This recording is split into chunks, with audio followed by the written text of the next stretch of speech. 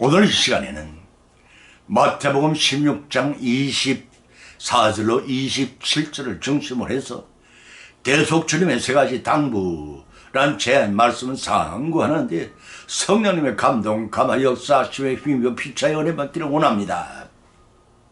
일본의 우찌무라 간조 목사님은 예수님의 희생에 대해 이렇게 필요한 바가 있습니다. 희생의 생애란 인간에 대한 생애가 아니라 하나님께 대한 생애입니다. 인간을 안중에 두지 않고 전적으로 하나님의 소유의 힘으로 내 몸과 내 재산을 다 하나님께 바치는 것이 내가 마땅히 드려야 할 제사라고 믿습니다. 동시에 기꺼이 그것을 수행하는 것입니다.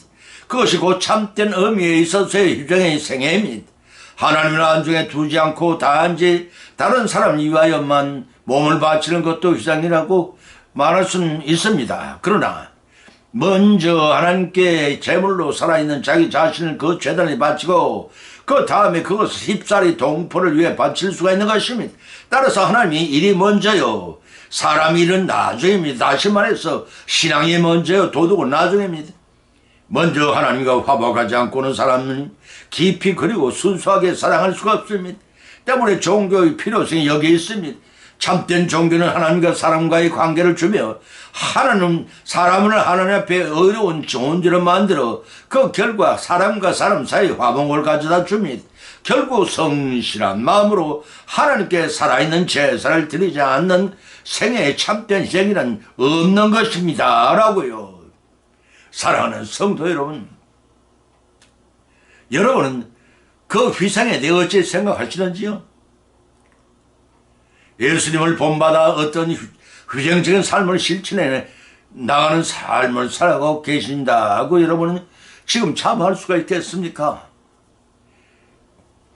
희생에 대해 대속의 주님의 세 가지 당부 말씀을 성경 말씀에 발차여 조명해 보고자 합니다. 첫째는 누구든지 제 목숨을 잃으면 찾으리라고 하셨습니다. 두 번째는 누구든지 자기보다 남의 유익을 구하라고 하셨습니다. 세 번째는 누구든지 남의 일을 돌보며 기뻐하라고 하셨습니다.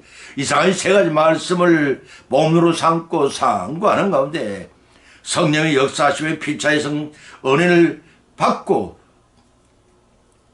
실천하시면 복을 받는 귀한 시간이 되시기를 예수님의 이름으로 간절히 축원드립니다. 첫 번째는 누구든지 제 목숨을 잃으면 찾으리라고 하셨습니다. 마태복음 16장 24절로 27절 찾아보면 기록하기를 이에 예수님께서 제자들에게 이르시되 아무든지 나를 따라 오려거든 자기를 부인하고 자기 십자가를 지고 나를 쫓을 것이니라. 누구든지 제 목숨을 구원하며 잃을 것이요 누구든지 나를 위하여 제 목숨을 잃으면 찾으리라. 사람이 만일 온 천을 얻고도 제 목숨을 잃으면 무엇이 유익하리요? 사람이 무엇을 주고 제 목숨을 바꾸겠냐? 인자가 아버지의 영광으로 그 천사들과 함께 오리니 그때야 각 사람의 행한 대로 갚으리라 고 말씀하셨습니다.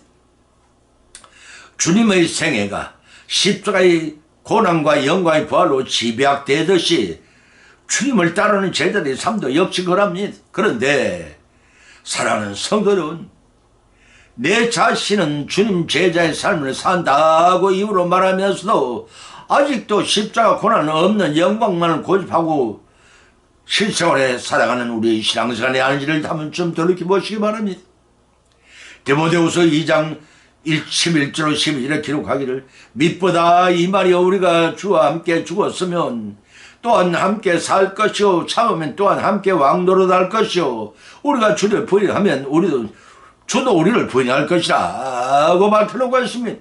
본문의 24절에 등장한 자기를 부인한 자의 10가지 의무를 기술을 하면은 첫째는 마태복음 6장 25절로 3, 4절을 통해 세상적인 염려를 버려야 하고, 두 번째는 누가복음 14장 26절 27절인데 내 뜻보다 주님의 뜻에 우선해야 하고, 세 번째는 누가복음 21장 3, 3절을 방탕하지 않도록 스스로 방식 조심해야 하고, 네 번째는 로마서 6장 7절을 통해 교회의 생활에 완전히 벗어나야 하고, 다섯 번째는 로마서 14장 20절을 통해 다른 형제가 시험달 많은 일을 삼가해야 되고 6번째 로마서 15장 1절을 통해 믿음이 연약한 자를 위해 행동을 절제해야 하고 7번째는 고린도전서 10장 24절 나타나는 사람이 유익을 먼저 구해야 하고 8번째는 갈라디아서 5장 24절을 통해 육체의 욕심을 제어해야 하며 9번째는 에베소 4장 22절을 통해 욕심을 쫓는 옛사람의 섭정을 버려야 하고 10번째는 베드로전서 2장 11절에서 영혼을 거슬러 죄의 전례를 피해야 합니다. 그랬습니다.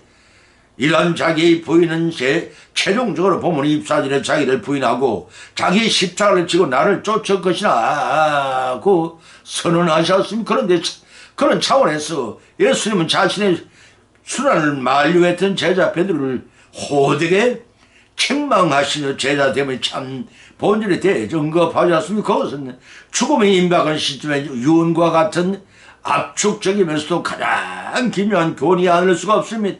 그 교훈의 세 가지 단계란 첫째는 자기를 부인한 것이고, 둘째는 자기 십자가를 지는 것, 셋째는 예수님을 쫓으라는 것입니다.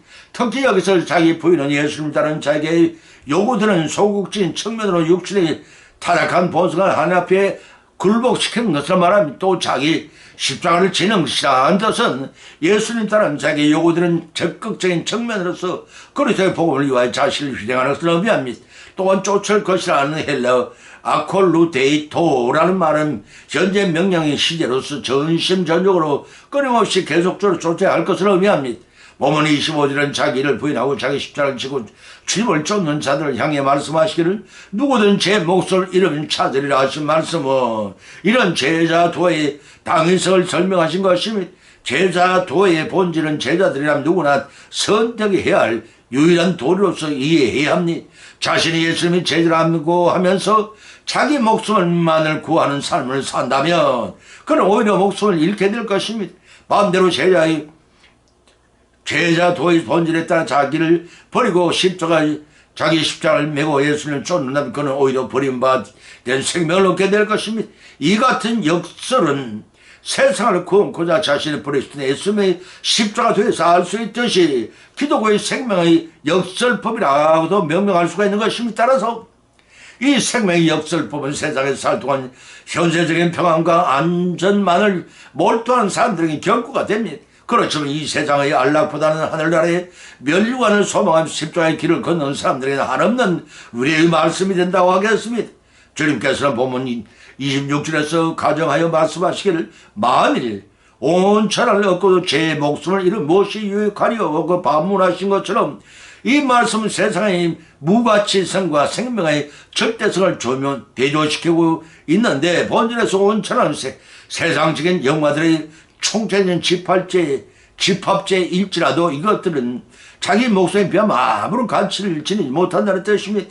다시 말해서 아무리 천을 얻을 정도의 집념이 강한 자라 할지라도 하나님께서 그 사람의 목숨을 취하고 버리시는 것은 인력으로는 어쩔 수 없는 것이기 때문에 온 천하의 부귀 영화도 자기 생명이 있고 난 후에야 누릴 것이더라면 먼저 영생을 누릴 유일한 방도인 제자의 도를 따르는 게 현명한 처사를 할 것입니다. 보면 27절에 예수님께서 선언하시기를 인자가 아버지의 영광으로 제 천사들과 함께 오르니 그때에 각자가 행한 대로 갚아주리라고 하지 않습니다. 여기서 인자가 오리니라는 뜻은 예수님의 재림의 때를 가리키고 이때는 참 생명을 얻고 있지도 않은 때입니다. 다시 말해서 예수님께 최후의 날이 재림하셔서 심판을 통해 영원한 생명과 영원한 멸망을 나누십니다. 마태복음 25장 31절 46절에 봤습니다. 그때는 현세의 모든 영광과 소득이 무로 돌아가며 오직 주님을 위해 자기의 소유를 모두 버린 자만이 참 생명을 얻게 됩니다. 이제 주님의 대속의 주님, 이제 대속 주님의 세 가지 당부가 무엇을 말하는지가 자명해졌습니다. 그것은 제 목숨을 잃으면 찾으려 하지 말습니다.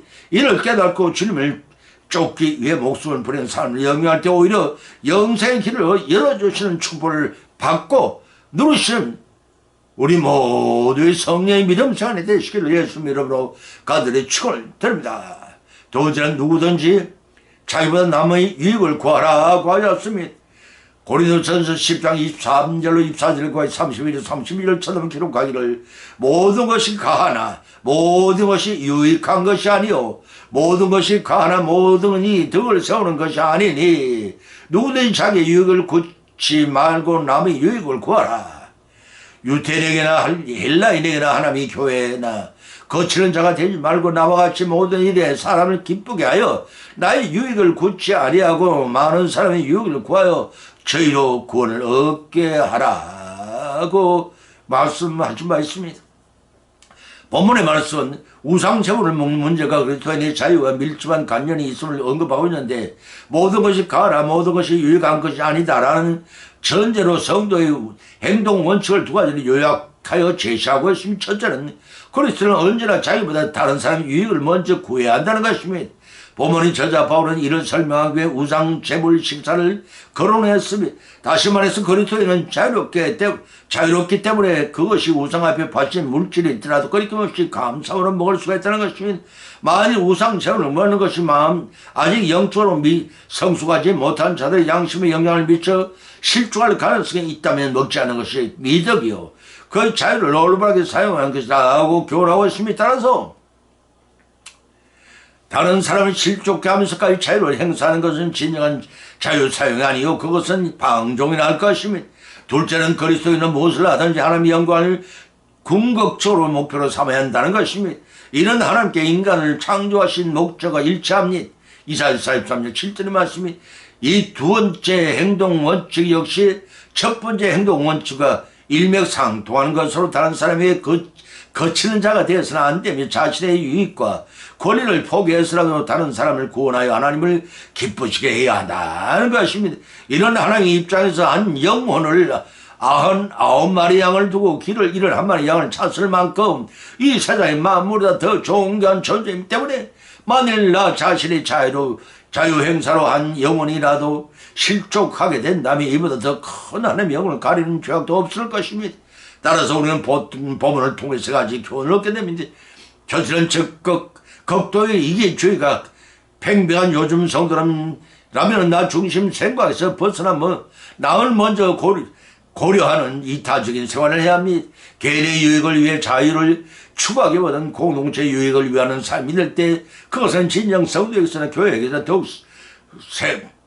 덕을 세우는 바람직한 일이 될 것입니다. 로마 15장 2절의 말씀이 두 번째는 자신의 자유 행사로 믿음이 연약한 자가 실족한다면 그것은 그리스도의 뜻에 합당하지 않기 때문에 성도는 항상 타인을 배려하고 절제하는 가운데 자유를 누리는 모습을 보여야 합니다. 세 번째는 성도는 모든 일을 행할 때 하나님께 영광을 돌려야 할 것을 고민하고 있습니다. 이것이 곧 성도의 궁극적인 삶의 목적의 모든 부분에서 하나님께 영광을 돌리기 위해 노력해야 하는 삶이 마땅한 성도의 도리일 것입니다. 로마서 11장 30절 갈라디아 1장 24절의 말씀이 이 말씀은 그리스도의 자유를 사용하는 대원칙입니다. 다시 말해 성도는 자기 자유를 자신의 유익이 아닌 다른 사람의 유익을 위해 사용한다는 것입니다. 이는 개인의 영적 안녕을 무시하거나 다른 사람을 넘어지게 하면서까지 자기의 유익을 구하는 행위에 대해서 경고하는 말씀이다.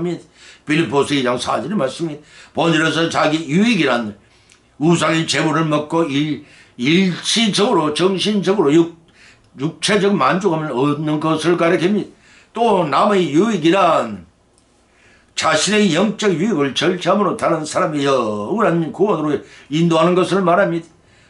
후자를 위해 전자는 양보하는 것이 진정한 그리스도인의 자유요. 본절 이하의 내용을 바로 이러한 성도들의 자유 사용의 원리를 제시한 것입니다. 이제 주님이 이제 계속 주님의 세 가지 당과 무엇을 말하는지가 자명해. 그것은 누구든지 자기의 유익을 구하지 말고 남의 유익을 구함으로써 구원으로 인도하는 것입니다. 그래 남을 구원하고 자신의 하늘의 상급을 풍성히 받으시는 영광에 참여하는 것입니다. 세 번째는 누구든지 남의 일을 돌보며 기뻐하라고 하였습니다. 빌립보서 2장 3절 4절을 쳐다보면 기록하기를 아무 일에든지 다툼이나 허영으로 하지 말고 겸손한 마음으로 각각 자기보다 남을 낮게 여기고 각각 자기 일을 돌아볼 뿐더러 또한 각각 다른 사람의 일들을 돌아봐 나의 기쁨을 충만케 하라고 하였습니다. 본문의 겸손한 마음은 사감이 없는 깨끗한 마음입니다. 그 마음은 정결하고 나보다 남을 사랑하는 마음입니다. 우리 구주 예수 그리스도께서는 그 마음을 가지고 배수의 십자가를 지셨습니다. 우리는 이 마음을 품어야 참 제자의 길을 걸을 수가 있습니다. 예수는 이 마음을 가지고 성삼위 제2위이시면서도 성부 하나님과 동등됨을 취하지 않으시고 오히려 자기를 비워 종의 형체로 사람들과 같이 되셨고 자원한 순종으로 인류 구속의 십자가를 지셨습니다. 그와 같이 본문 3절에서 아무 일이든 다툼이나 허영으로 하지 말고 오직 겸손한 마음으로 각각 자기보다 남을 낮게 여기고라고 하신 이 말씀은 성도들의 삶은 다툼이나 허영으로 꾸며서는 아니 된다는 것이면 여기서 다툼이라고 헬라 에리데이아라는 말은 빌립보 교회 내 잔존하는 당파심에 나타난 각파의 이익을 위한 말다툼을 하면 특히 말다툼으로 생기는 당파 싸움이나 그것들을 즐기는 자 등을 가리키니 이러한 다툼은 사탄이 제일 좋아하는 육체의 일로 성령과의 교제를 단절시키고 성령의 육체의 일로 성령과의 교제를 단절시키고 성도의 내면적인 신앙생활을 파괴한다고 갈라디아서 2장 10절 빌립보서 2장 10절 밝혀 있습니다. 또 허영이라고 헬라 케노독시아라는 말은 진리신 그리스도를 중심에 벗어나서 인간 자유의 여기는 목표는 허영이며 비겁하고 천한 세상의 야망을 가리킵니다. 따라서 허영은 그 자체로서 우상 숭배이며 사람의 위로를 끊어지게 하는 모든 분쟁의 원인이 됩니다. 때문에 다툼과 허영 대신에 성도들이 적극적으로 가져야 할 것은 미덕이 겸손한 마음이라는 것입니다. 여기서 겸손이란 번역된 타페 이노 프로네시라는 헬라 말은 자기 자신을 자기 가치 이하로 낮게 여기는 마음의 자세를 가리킨 말로 굽실거리며 복종하는 노예 모습을 나타낼 때 사용했던 단어입니다. 따라서 헬라인들은 겸손을 미덕으로 여기지 않았습니다. 그러나 겸손은 그리스도께서 자기를 비워 모든 사람이 자기를 모범을 통해 기독교 신앙의 중요한 미덕으로 자리하게 하셨습니다. 빌립보서 2장 3절 8절의 말씀이기 때문에 남을 자신보다 낮게 여기는 겸손한 마음은 성도들이 하나됨에 가장 우선되어야 할 조건이라고 베드로전서 5장 5절 6절에서 밝혀 있습니다. 본문의 저자 사도 바울은 본문 4절에서도 각각 다른 사람들의 일을 돌아보아 나의 기쁨을 충만케 하라고 요구했습니다. 겸손을 실천하라는 지시입니다. 당시에 바울은 그리스도를 인하여 옥에 갇힌 상황에서도 자신의 목회 영역에 있는 모든 형제들에게 주님의 열린 마음과 겸손을 돌본 것처럼 겸손을 실천할 것을 제시한 것입니다. 로마서 12장 15절과 디모데오 5장 8절의 말씀이 이러한 서로의 돌보는 실천이 바로 교회의 본질을 해소시키고 교회를 하나게 하도록 되게 하는 것입니다. 바울은 이러한 윤리관을 제시하면서 나의 기쁨을 충만케 하라고 요구하고 있습니다. 빌립보 교회의 성도는 바울의 기쁨과 사랑의 대상이었습니다. 그런데 그들은 하나로 일치되지 못하고 분열된 존재를 보였습니다. 빌립보 4장 2절 3절의 기록이 많았습니다. 때문에 바울은 성도들이 나보다 남을 낮게 여기는 겸손을 실천하여 하나로 일치되는 삶을 삶으로 자신의 기쁨을 충만케 하는 것을 요청하고 있는 것입니다. 이런 교회의 머리 대신 그리스도의 영광을 드러낸 일이기 때문이면 두말할 나위가 없다고 하겠습니다. 이제 주님의 대속 주님의 세 가지 당과 무엇을 말한지가 자명해졌습니다. 그것은 누구든지 남의 일을 돌보면 기뻐하는 것입니다. 나보다 남을 낮게 여겨 겸손히 행함으로써 남을 구원하고 더불어 교회가 하나 되어 머리 대신 주님 바로 생기부로 내리시는 축복과 풍성한 상을 받아 누리시기를 예수님의 이름으로 간절히 축원드립니다.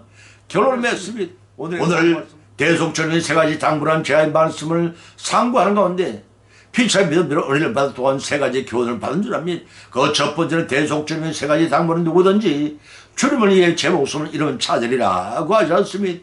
두 번째는 대속주님의 세 가지 당부는 누구든지 자기보다 남을 낮게 여기는 겸손한 삶을 통해 남의 유익을 구하는 회장적인 삶을 주님처럼 살라는 것이며, 세 번째는 대속주님의 세 가지 당부는 누구든 남을 나보다 낮게 여기며 남을 이를 돌보는 사랑의 삶을 사는 것이며, 이러한 교훈의 말씀을 받은 것으로 거치지 마십시다. 우리 실생활에 실천하고 적용하여 성령의 역사심이 힘이며 믿음의 성수가 되기를 바랍니다. 또한 예비하신 한 해의 복을 다 받고 누리시기를 예수님으로 간절히 축원드립니다. 찬송가 458장을 올립니다.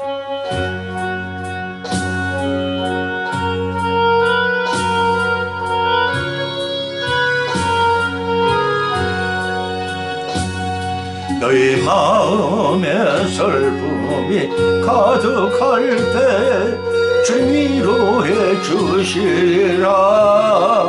아침 해같이 빛나는 마음으로 너 십자가 지고 가라.